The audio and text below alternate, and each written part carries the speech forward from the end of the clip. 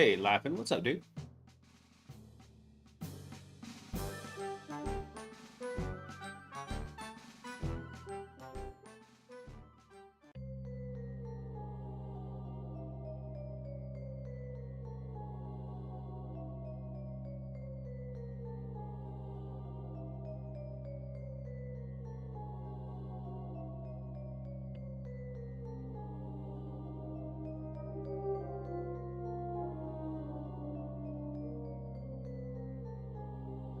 Awesome, man.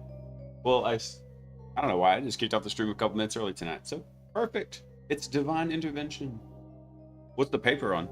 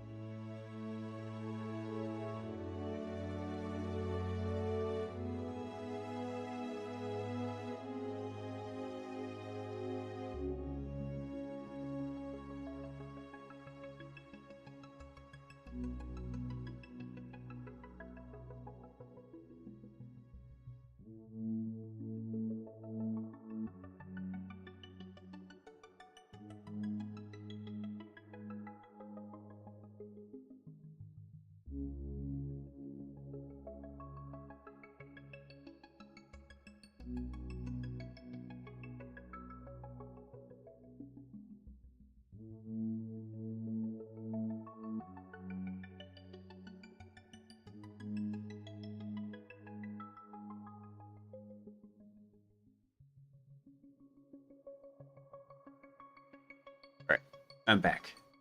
Want to go check on the weather because there is a crazy nasty storm rolling through the area.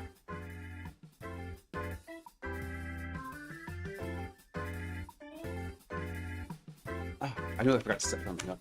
That's fine. I gotta open up my terminal program anyway.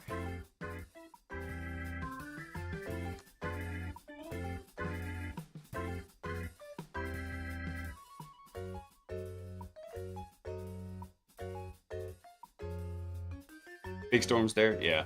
It just rolled through real hard and fast, which is, I mean, typical for this time of year in Texas. Damn, how is it already June?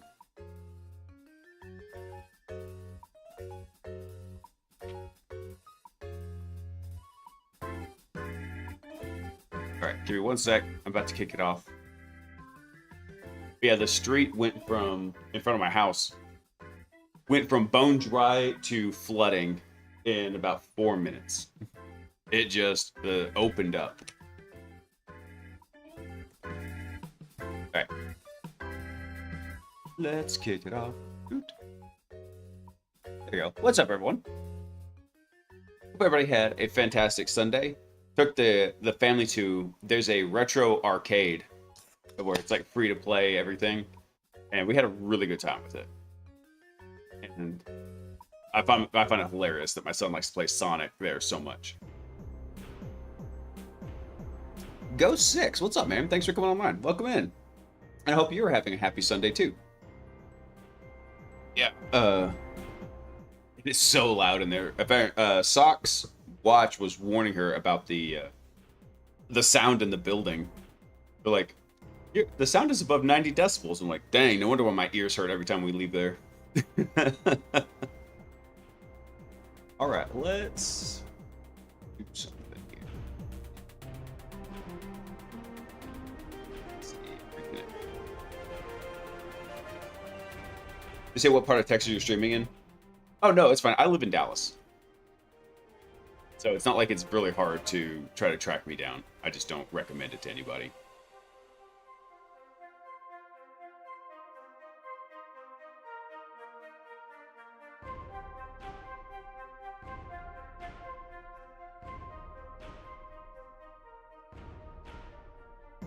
No, don't actually. That wasn't what I recommend. That wasn't my original intent. Laughing.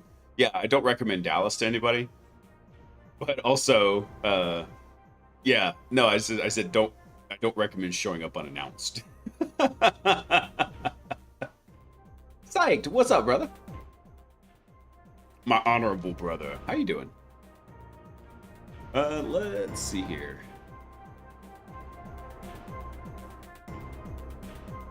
I was working on testing something last night. I don't remember what. Let me take.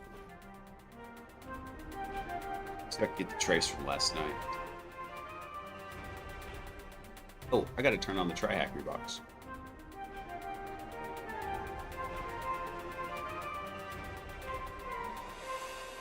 Start the machine. All right, let that boot up real quick.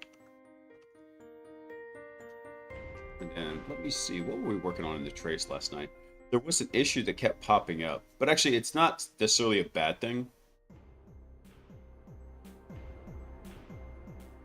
So we did an HTTP GET here.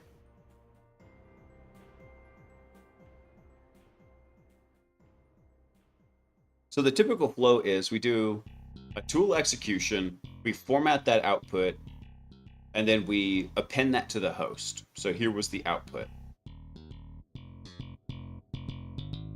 And the validator takes in all of that data. So it takes in the entire host context in here.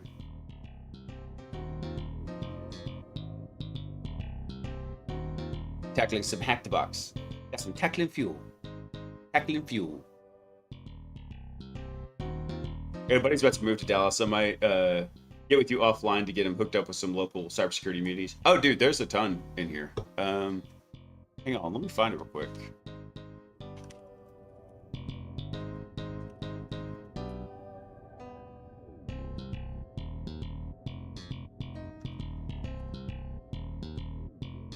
Yeah, if he's moving here, just totally, you know, get him to message me on Discord. Yeah, here it is. So there's a DFW infosec page over on Exeter. That's what I call it now. I couldn't figure out what to call this. Am I going to call it X? Am I going to call it Twitter? Am I going to call it Zitter? No, I think Exeter, I think, works better.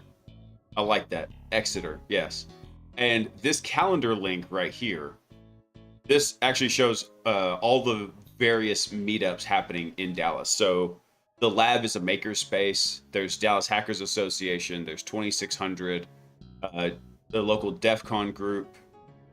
And there's a bunch of other ones in here that I don't usually ever go to. Like there's one up in Denton. That's really far north side of the DFW Metroplex. I just don't make it out there very often. It's like, it's an hour and a half drive from my house.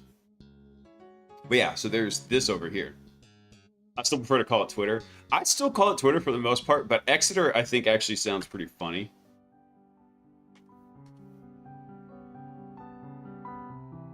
But there's the Twitter account right there, and then there's the link to the calendar if you ever want to get onto it. But yeah, that lists out all the local meetups here in the Dallas area. Covers Dallas and Fort Worth.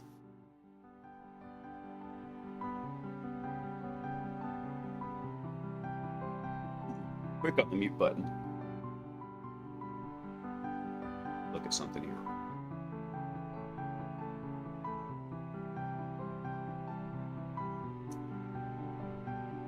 Move that over here.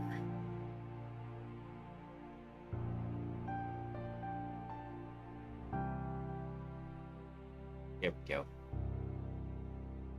Awesome. Okay. So yeah, the usual like tool execution flow, if we're trying to address a task, is we'll run this tool node. We'll do an output format, append it to the host, and then we send, as part of the validation process, we send that to the validator.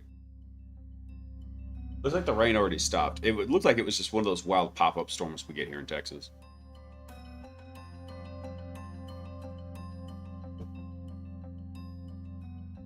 I call it Twitter out of spite, but X is actually better because it refers to the current state. It's like, yeah, we don't want to mess with X's. It's just hard to, you know what also is a pain in the butt? It's just hard to type in, like if you're searching for something in a search engine.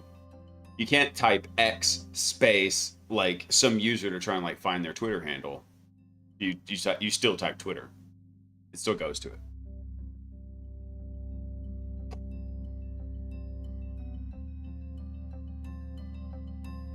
I think I want to do a little bit of updates here. So we added this to the last time we were running it. And so now the task answers have a question, answer, and reason applied in here. I think I want to tell it to provide a brief explanation of the reason over here, because I don't want to expand this maybe too much. I guess it's all right. I guess that's fine. We can do that.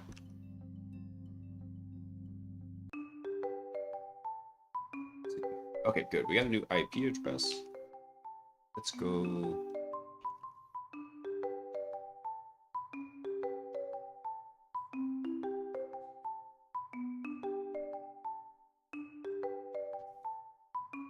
Yeah, I tried using Blue Sky for a while, laughing, and I don't know, I just couldn't.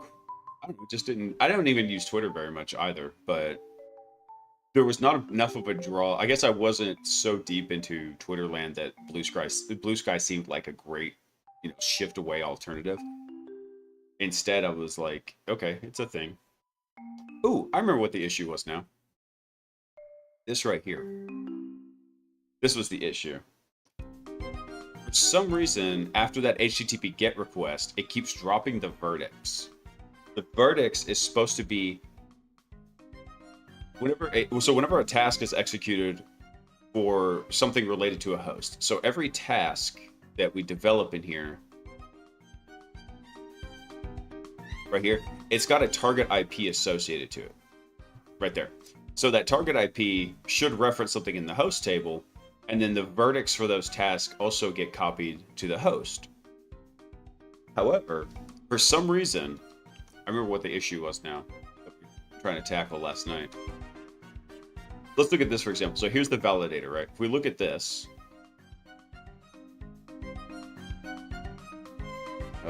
Hang on one sec, guys. I'll be right back.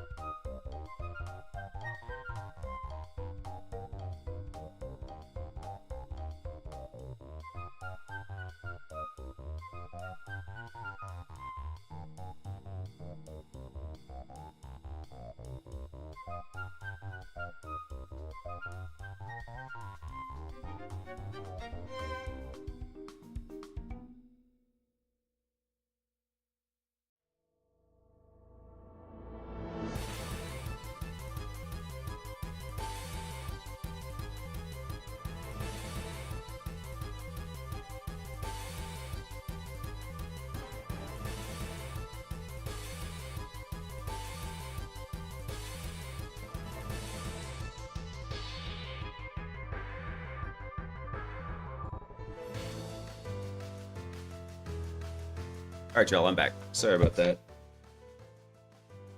That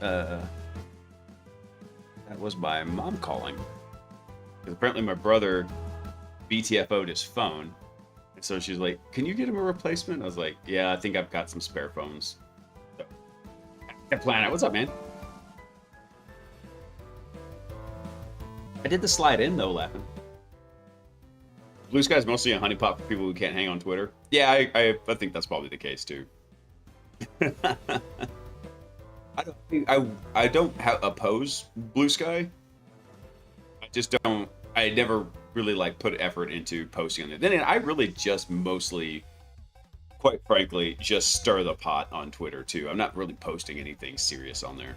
I'll use it for news, but then most of the time it's like weird meme GIF reactions is what I post on there, just to, like I said, stir the pot a bit.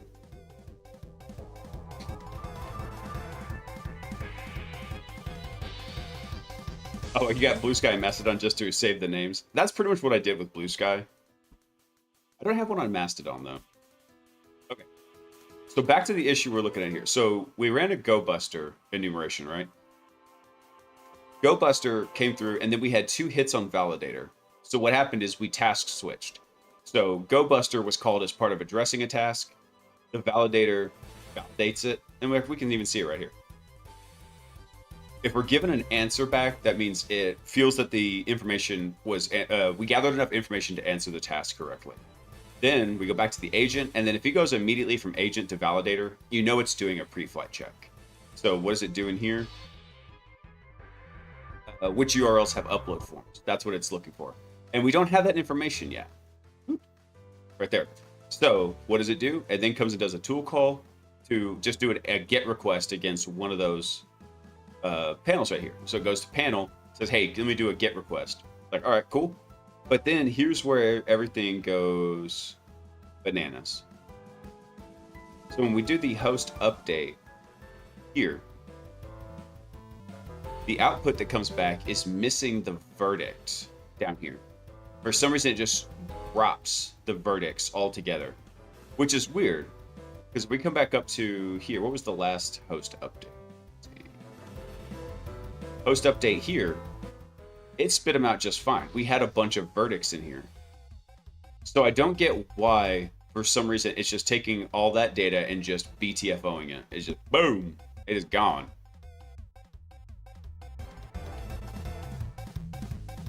Stirring the pot. It ain't much, but it's honest work. Exactly. So before I do any changes to the prompt about this reasoning thing, let's go back to troubleshooting this. I thought I had a fix for it last night. Let's see. This would, don't need that. So in host update, we do have this for a stub host. Look at the code here for the host update. So we extract the current task, the host data, and the tool output. We have an update host prompt. Let's go double check the prompt for that real quick. So we go back over here to prompts. That's the recon, task list, output, task answer, enum, update host prompt template. Okay. So we tell it you're a data manager tasked with merging new information. I scroll bar there. From tool output into a host object. So the primary key for the host is the IP address. The host name should contain only fully qualified entries. Oh, we actually need fully qualified. Oh, fully unique entries. Let's see. Only unique DNS names. I'm gonna make a minor modification there. And then the tool output, we say, should be extracted and used to update or fill in blank port entries.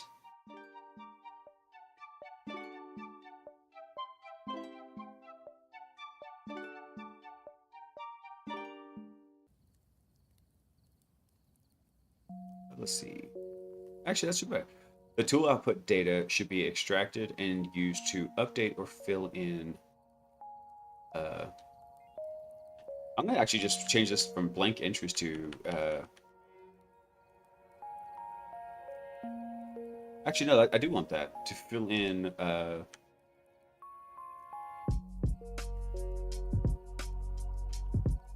gonna add one more additional information. Import entries. Hopefully, maybe that will help with it a bit.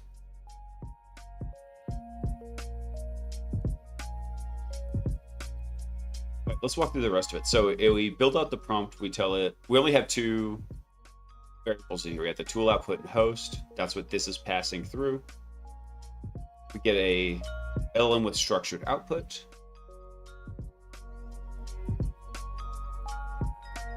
And for this, the structured output is the host, and that host is from our states table. So we made a minor modification here. We weren't doing this for the others. This was kind of the test case for it. Well, we started using this annotated version here. So instead of just saying, hey, by the way, the task answer has 3 strings associated to it as a types dictionary, instead, it's an annotated type. So we can tell it what the type is. This 3 dots here would be if we wanted to assign a default value.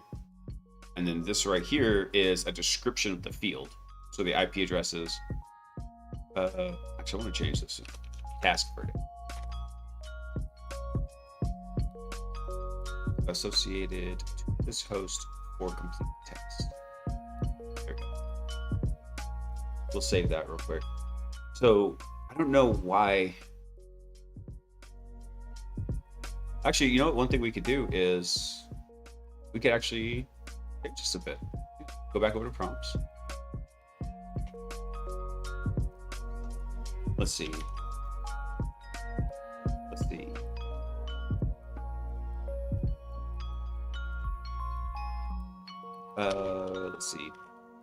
We'll say preventing loss of data.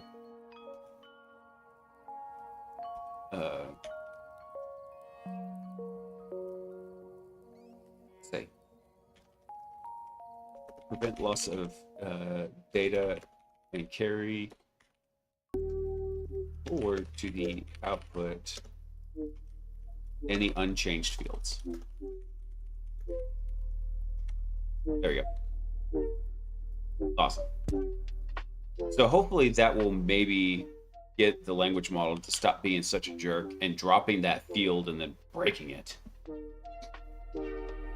I know there's a way we could do this if we were to come back and if we made a host version in output formatters here. What we could do is we could actually make this a Pydantic class, and then we could do output validation. And if it failed the validation, I believe what we could do is we could cycle it back and say, hey, by the way, your output didn't validate, so we need you to update it. But for some reason, what are you doing, Peaches? She's sitting like right under my feet instead of in her little bed. I think the thunder was scaring her. Poor puppy.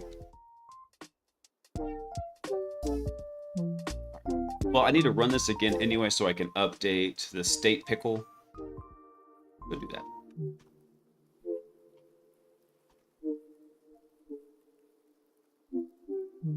I wish I had a downloadable version of RootMe that I could just run. Probably is one, actually.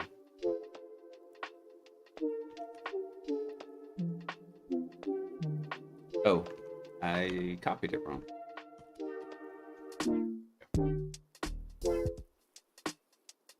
Did I update this? 1010 195.15. We'll take a look. Yep, we do have that. Awesome. Submit. So what it's going to do now is it's going to run through the workflow. Go to the other spot. The other spots that it needs. You see, talking about something. Try happy. RootMe. Yeah.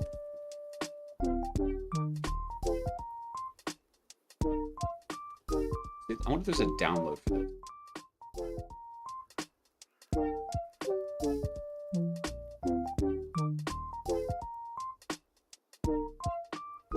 I mean, we could go basically try and clone it out. I don't necessarily want to.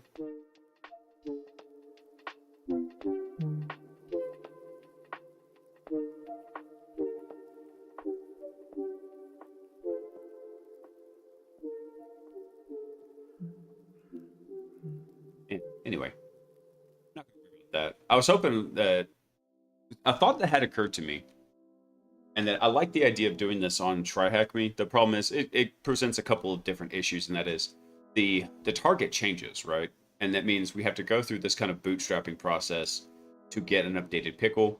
One thing we could potentially do is just go through and change the IP address and basically make an update function that says, hey, pull the pickle down, find entries related to the IP address, like where all those would be, and update them for the new IP address. But that's a lot of work. I don't know if I want to do that. Another solution I was thinking is if we found another simple box with a very simple that we could host locally, like maybe even in a Docker container, we could run it, and then it would basically have a more or less static IP address. We don't have to run through this process, and then plus I don't got to worry about do I have TryHackMe booted up every time. I mean, but I am paying them. It's a tough call.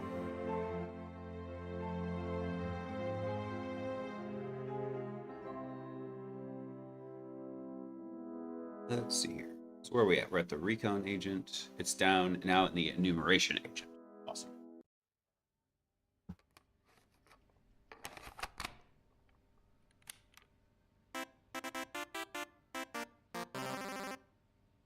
Current task 1. Okay, so it just had one task assigned to it. Okay.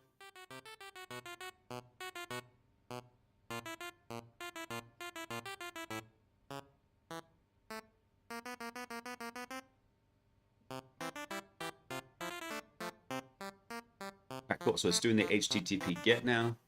This is about the time where it breaks, because the HTTP GET executes really fast, returns. And then here, this is where it dies, is when it did the host update. So let's see if we got any better output this time. If this completes and it answers correctly, it should pass to exploit, and the run will end.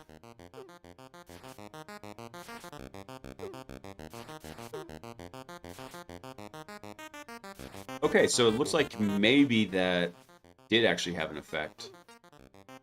Rip. Rip-a-roni.